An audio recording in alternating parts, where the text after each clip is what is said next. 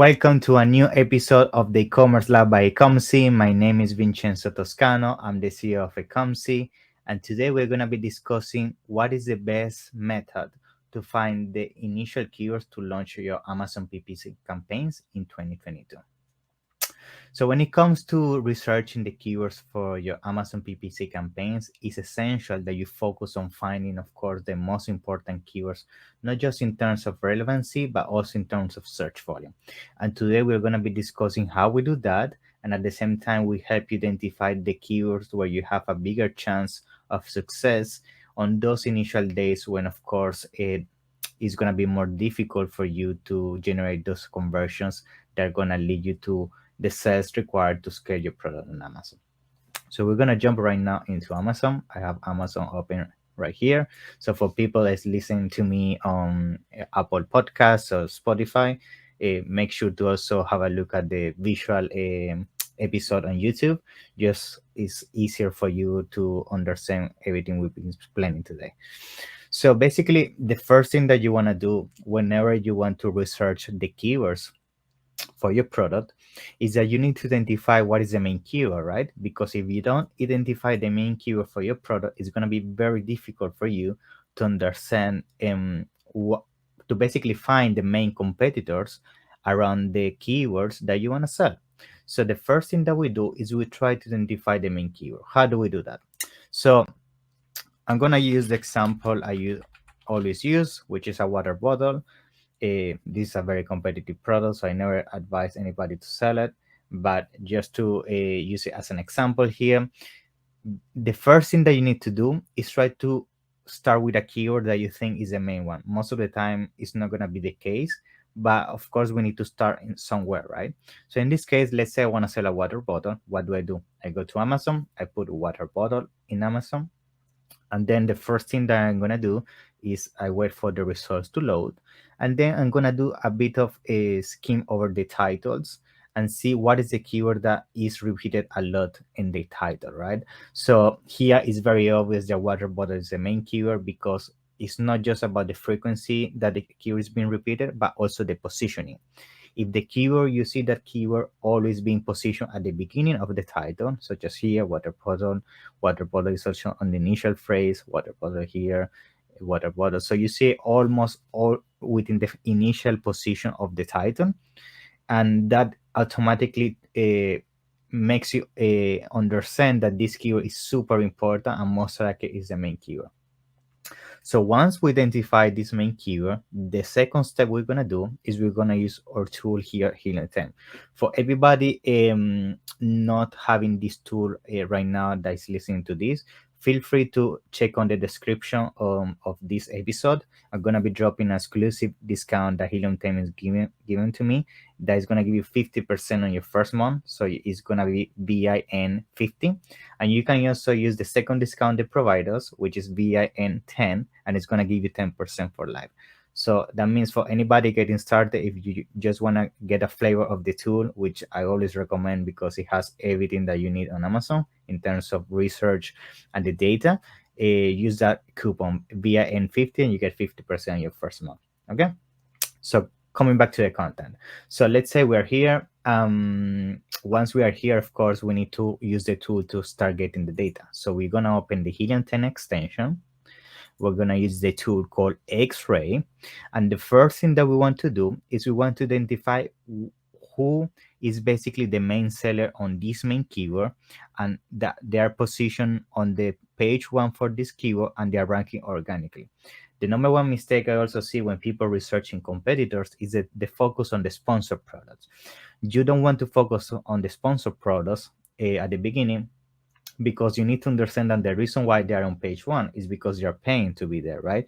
They are not there because basically they're performing well for the keyword or because they're making tons of sales. Most likely they're just paying a lot of money to be there, and that's not going to be the good starting point for you, because first of all, if they are there just by the means of advertising and not organically, most likely it means they are not on page one on most of the other keywords, and that means that when it comes the time to use a tool such as Helium 10 to do the reverse ASIN study to find the keywords, you're not going to find the main keywords, right?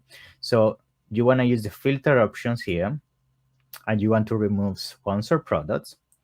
And once you remove the sponsored product, guys, you're gonna be able to have a more clean vision of what are the main sellers in here.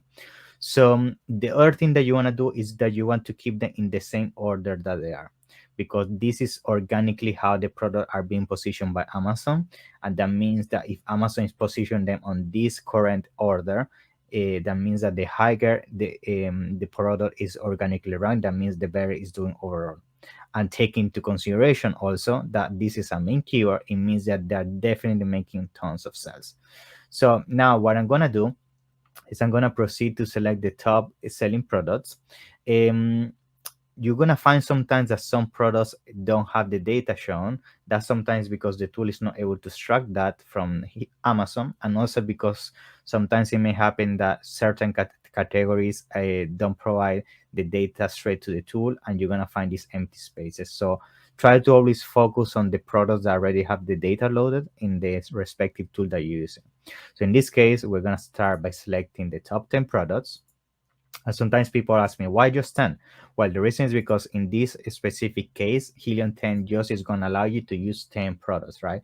So you want to make sure you use all the slots to basically do the research for this specific product. Another thing that I also want to point out is that this is actually a good example to bring this up, is that let's say I'm selling a water bottle. At the moment of doing keyword research, and you put a keyword like water bottle that is very broad, you're gonna find yourself that in that keyword itself, you might encounter the same product, which is a water bottle, but maybe with different functionalities. So one functionality can be that it has a basically a writings on the bottle to tell you when you are drinking enough water. Other bottles are going to be made out of plastic, other bottles are going to be made out of glass, stainless steel. So you get the idea. So it's very important that when you go to select the top 10 products, you focus on the one that is the closest to the one that you want to sell. Otherwise, you may encounter data and keywords that not really reflect the product that you want to sell. So taking that into consideration, what I want to do here is I want to proceed to select products, and I'm going to take this for example that are made out of stainless steel only. So if we go to the selection process again, you're gonna see that actually the first 10 products I selected, I actually need to remove a few because they're made out of plastic.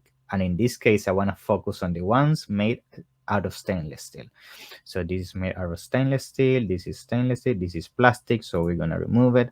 So you get the idea. I wanna filter that down as close as possible to the product that resembles the one that I want to sell, to make sure that at the moment when I do the reverse ASIN study of that product, the tool is gonna actually throw the data as accurate as possible, right? So let's see, we're gonna select this one as well. This one's made out of plastic. So let's try to find our other ones made out of stainless steel. This stainless steel. This seems to be plastic as well. Okay, we got now 7 products and we have 3 to go. So sometimes you're gonna encounter, of course, that some products or categories you're not gonna be able to find the 10 products because there are just not many people selling exactly what you're selling. That's totally fine. Just select as many as you're able to find on page 1, right? So here we go. We have 10 products in here. And what you're gonna do is you're gonna jump straight into a what we call Cerebro, which is a tool from Helium 10. You're gonna run the keyword research.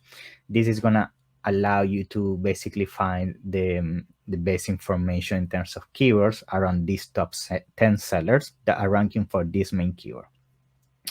What you want to do once you reach this point is that now we're going to implement a series of filters to, of course, bring this even lower in terms of amount of data. Because most likely, when you do this the first time and you bring your top 10 competitors, you're going to find thousands of keywords. And of course, there is no way you can advertise for that amount of keywords. And most likely, most of them are not going to make sense anyway. So in this case, we have 54,000 keywords. I mean, there is no way you can advertise for this amount of keywords. So the first thing I do is I like to filter down with keywords that have at least 1,000 search volume. This, of course, may be lower in some categories. In some categories, 1,000 may be very high, but for the sake of this example, I know 1,000 is actually low compared to the demand of this product. So you're gonna see, as soon as I put 1,000, 54,000 is gonna drop to 3,000. Again, there's still plenty of keywords. We want to filter this even further. What do? We use something called an advanced filter within Helium Term, which basically is going to allow us to validate the consistency of the ranking of these main products on these main keywords across the board. So I'm going to put the data in, and then I'm going to explain why I put these numbers in. All right. So here, what I'm saying is, as you can see in the filter, for those listening, the filter is called Advanced Rank Filter. And within that filter, you have async minimum and async maximum. In minimum, you want to put 5. Basically, what we're saying to the tool is we want to focus on at least keywords that are consistent across 5 of the 10 competitors. And the reason is very simple. If these competitors are ranking on that keyword at least 50% of the time across the board, it means it's an important keyword. It's basically a validation filter. And then 1 to 30, which is the positioning, which is the extra field you have within this filter, is basically saying just show me the keywords that are consistent across the board at least 50% of the time, where these people are ranking on page 1. Why page 1, you may ask? It's because on page 1 usually you have between 1 and 40, 45 slots. This is going to depend on the category as well.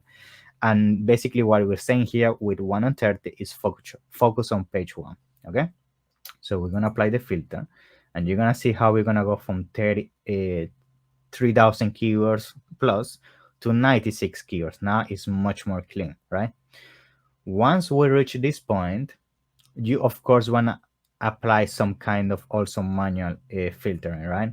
So what do I mean with manual filtering? The thing with this kind of keywords and niches, when there are big brands competing, you're gonna find that it's very common to see brands to basically already dominating in terms of search terms. You may find a lot of search terms with brands embedded on it.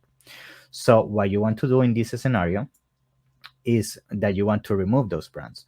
So you want to do a manual search. For example, you see a lot the Yeti, which is a brand. So one way to do it is manually. Another way to do it is you have a filter in here where it's called exclude phrases containing. If you put Yeti here, it's gonna exclude those, and we're gonna go from 96 to 88. Owala is also a brand. We might remove that manually. Actually, let's also put here. Voila. Okay. 85 keywords. You also have a other brands. So you get the idea. You want to have this as clean as possible, because if you don't, you might then encounter yourself targeting a lot of brands. That is not the purpose of your PPC campaigns. You want to go for generic terms, because most likely if somebody is filtering by brand, that means they already have a bias of what they want to purchase, right? So once you do with the brands, which is what we're trying to do here very quickly to keep it short, what the next thing that you want to do is you want to proceed to also filter based on in this specific scenario, the size of the bottle. In your case, it might be the material. Once again, it might be the functionality. So let's say that, for example, in my case, my bottle is made out of 40 ounces, right? Or 32, because it's the one that is appearing the most. Anything else, guys, you want to remove it, right? Because why would you be advertising for something that is not 32 ounces when it doesn't make sense? You are basically gonna be wasting money on a keyword that a person already made their mind up about what they want to purchase, right? So again, you want to filter that down, and you want to remove it. Once you select those keywords, right, you want to click here and you want to delete them. Now we are at 80 keywords. After you do this, let's say you also want to go more in depth, and for example, let's imagine your bottle doesn't have a straw, right? You also want to proceed to go in there and remove anything that doesn't have a straw.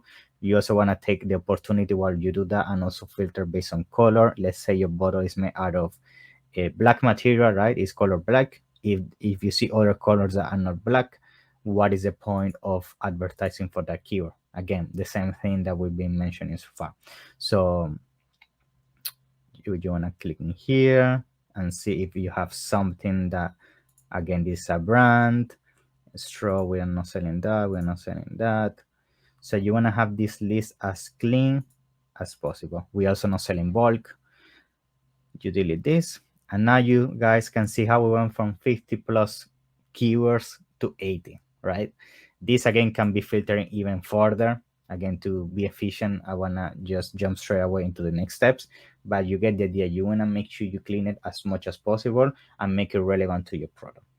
Once you come with a list of around this size, 50 to 100 keywords, these are usually the keywords you want to get started with. The thing is, the amount of keywords you want to get started with is also going to depend on your budget, because most of you, I might understand, of course, that the budget might be limited and you don't have hundreds and hundreds of dollars to launch towards PPC towards your first days.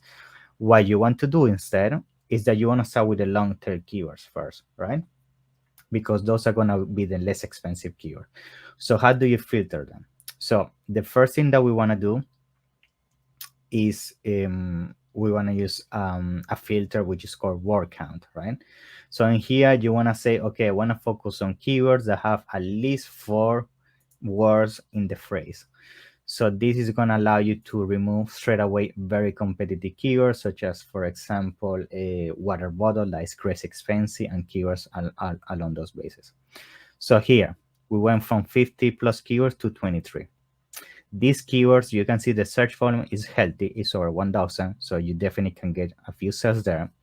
And at the same time, you are going to encounter some keywords that, of course, are very competitive. So this one, for example, we can remove it because we're not selling a straw. But the next second keyword here has 57,000 search volume. So most likely this is a keyword I might remove on my initial campaigns, right? I might remove it because it's very competitive to get started with. So what I'm gonna do is I'm just gonna focus on my top. In this case, if we apply the filter again, we have I believe 22 keywords, because we need to remove the one we just deleted. So you're gonna take the long tail keywords and you're gonna create 3 types of campaigns, right? Actually, yeah, 3 types. You're gonna get started. You're gonna create an exact match campaign, which is basically gonna contain all these initial long tail keywords. You're gonna create also a product targeting campaign, which I'm gonna explain next after I finish explaining the keyword targeting, and you're gonna create an automatic campaign. So with the exact targeting campaign, what you're gonna do is you're gonna include these initial keywords, and you're gonna add them to your Amazon PPC dashboard. And what you want to do is that when you add them, you're gonna encounter a recommended bid, right? So this recommended bid is usually what I advise people to use when getting started, and usually put a 10% on top of that. So if the bid is, let's say, $1, put a modifier of 10%, and it's gonna allow you to bid, let's say, $1.10, right? And you start with that, and then what you're going to allow that exact campaign is run at least 1 to 2 weeks. And once you start getting some data, then you can adjust from there, and you can decide, of course, if you want, for example, to migrate these keywords, let's say, to their own campaign to have better control or things like that. So that is the exact campaign. Then going to the product targeting campaign, of course, I'm not going to go too much in depth because that would be another video which is different from keywords. What you want to do with product targeting campaign is that you want to make sure once you come into the page 1 of your main keyword, you of course want to remove the products that don't relate to yours, like the plastic ones. And once you clean the list, you're going to download this as an Excel file, and you're going to take those ASINs and you're going to target them. So usually start also with not a lot of them, like 20, maximum 20, 30, because otherwise it might get expensive. Then based on data, you also can decide if you're going to move those ASINs to the own campaign or keep them. The third campaign might be an automatic campaign. So this automatic campaign, I know some people might ask me, should I add these keywords as a negative one? And the answer is no, because usually the bids that you're gonna have in this exact campaign are gonna be always higher than your automatic campaign anyway. So that's gonna be avoid that they compete between each other. And also that you're gonna remember that sometimes you might encounter keywords performing better at the automatic level compared to the manual match campaign. So you never want to use negative keywords from day one. You want to use it just as you get the data, and based on performance you take the decision. Then the final point will be, okay, I have my exact campaign, my pro targeting automatic campaign. So what happens then with my, let's say, phrase and broad? So with phrase and broad, usually what you can do is you have two options here. So the first option is that you can also use these long tail campaigns and you can put them in your phrase and broad, but most likely they're not going to perform well because they're very long already, right? So it's very difficult that you're going to find phrases that are going to be longer than this or broad that contain all this amount of keywords. So what you can do is that in this case, you're going to put the maximum here at 3, right? And you're gonna now go back to the short keywords, right? So with the short keywords, what you want to do is you want to include these keywords on your phrase and your broad campaigns, right? And basically this is going to allow you, because these are very short keywords. And by the way, you also want to remove all these keywords that are very competitive, because here most likely you're not going to convert. So you want to focus on keywords that have under 10,000 search volume at the most. So you want to focus on these that are short keywords, and you want to put in your phrase and broad. So these ones most likely are going to be very expensive, also for the fact that you're putting them on phrase and broad. But the reason why I'm doing this is because I'm not actually really focusing on the keyword as it is as a whole, as an exact match. I'm putting them on phrase and broad because it's going to allow me to discover other long tail keywords as the list we already have an exact match. And the reason why we want to discover those is because those are actually the keywords that you might perform better in the first place, because there is less competition. In these keywords that are very short, you might also do an exact campaign with those, but most likely your performance is going to be lower compared to the long tail, because competition usually tends to be higher.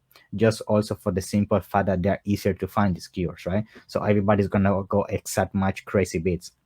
So the key here is to focus on those long tail keywords that have less competition, and then as you start building your organic ranking and you start building your revenue, you go hard on these keywords, right? So coming back to these exact match keywords, let's say you decide to take the top 15, 20 keywords, which is actually also the maximum I would advise to put on a campaign. Don't put more than 20 keywords if your budget is not big, because then realistically just 4 or 5 keywords are going to take all the budget. So try to keep the campaigns very short in quantity.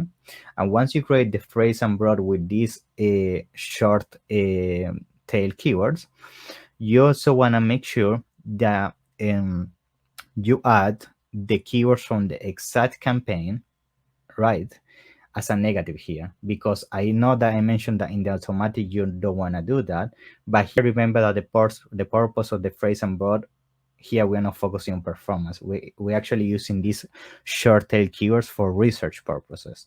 So we don't want to discover we are not focused here on making sales as we are with exact campaign. Here we actually want to discover keywords to move them into exact. So you want to negate the long tail keywords you put in exact, because of course you just want the system to allow you to discover new phrases, right? And that's usually the strategy we recommend. We recommend having the exact campaign with long tail keywords. We recommend you having phrase and broad with these short tail keywords that are very competitive, but the purpose of this is to discover even more keywords, right? Then you're going to have the pro targeting, and then you're going to have the automatic one. So this is usually going to run through the first week or two. I usually advise at least 2 weeks. And then we decide to section all these campaigns based on performance. So based on performance, you're gonna then start adjusting bids. You're gonna start adjusting the negative keywords, and then you're gonna jump into the next phase, which is creating exact campaigns with one keyword on it, which I think a lot of people don't do, and it's very important. So let's say down the line you discover a long-term keyword that is performing super well. So for example, if we go back to the long-term keywords here, you discover that for some specific reason, the phrase that is stainless steel water bottle is performing amazing for you. So what you're gonna do is you're gonna divide that from your main exact match campaign that has 15, 20 keywords, and you're gonna put it into their own individual exact match campaign. And this is basically gonna allow you to then control the budget much easier, right? And in there you're also going to be able to do things such as placement adjustments. So basically placement adjustments, for those people that might not know, it's going to allow you to adjust where the product is going to show when the advertisement is being shown. And Amazon actually allows you to adjust the bids in terms of how much you want to put towards this. So what you're going to do is you're going to adjust the bid based on the placement. So for example, if you're going to focus on top of the placement, Amazon is going to allow you to adjust and say, okay, instead of bidding $1, I want to bid $2, which is 100% for top of the placement. And this one keyword, one type campaign are going to allow you that. Okay. So I think that's it, everything for today. I think I don't want to make it too long because of course this can get much more complicated, and this is more for the beginning stages of your Amazon PPC campaigns. Down the line, I'm going to make sure to also make an episode more for the advanced levels in terms of optimization and really bringing the campaigns to life once you have that data. So I appreciate everybody to turning on today. Please remember to like and subscribe if you like it, and also share it with your community. It helps a lot to bring more people to discover our content. And remember that if you're looking to receive more support in the Amazon space, you can also book a consultation with us, which is free, the first one. And we're going to make sure we analyze your business in depth and see how we can support you. Okay. So thank you guys. Remember to also see all our content in podcast, Apple Podcasts, and Spotify. And you can also actually see it on Google Podcasts if you like to use that platform as well. Okay. Thank you, and see you in the next one. Bye bye.